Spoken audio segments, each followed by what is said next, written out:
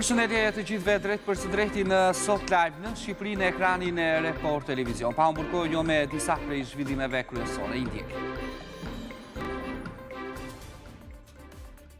Pas takimeve të fundjavës në Greqi, kryeministri i vendit Edi Rama kërkon unitetin e diasporës për të votuar numrin 5 si një ftesë për të ulur në sofrën e Bashkimit Evropian. Ai ka publikuar foton e një pëllëmbe dore me 5 gishta ku ndërthuren simbolet e kryeqyteteve dhe qyteteve më të mëdha të botës ku jetojnë dhe e punojnë shqiptarët.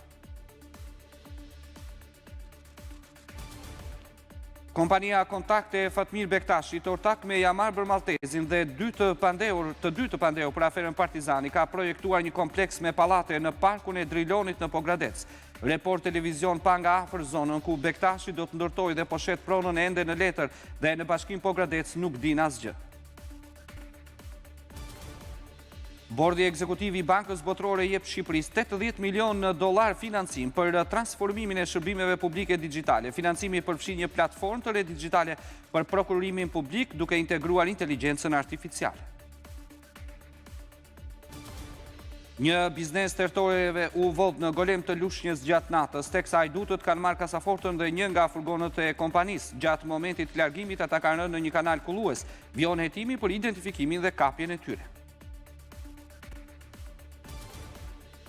Ndërmjet 10 zonave ku do të lejohet kultivimi i kanabis për qëllime mjekësore dhe industriale është dhe fshati Lazarat, i cili 11 vite më parë u bë simboli i luftës kundër hashashit. Sot banorët e shohin me skepticizëm vendimin e qeverisë, pasi mungon informacioni për mënyrën se si do të funksionojë kjo industri e re.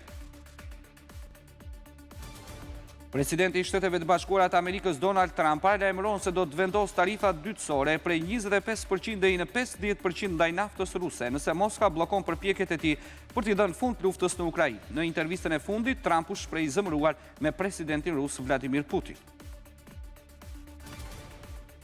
Laguna e naftës shndërrohet në një oazë magjepës si natyrës ku janë ulur qindra flamingo. Në këtë lagun ku strehohet edhe pelikani kaçurrel është ndërtuar një skenë rrallë arti nga vetë natyra teksa pranvera i vë kurorën e lulëzimit të bimësisë.